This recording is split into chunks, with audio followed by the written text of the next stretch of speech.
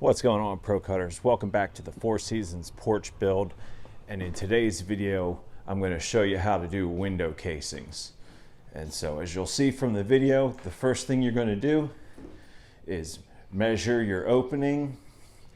Then you're going to cut your casing boards down to length, and then you're going to rip them to width and then nail them in place. It's that easy. Check it out.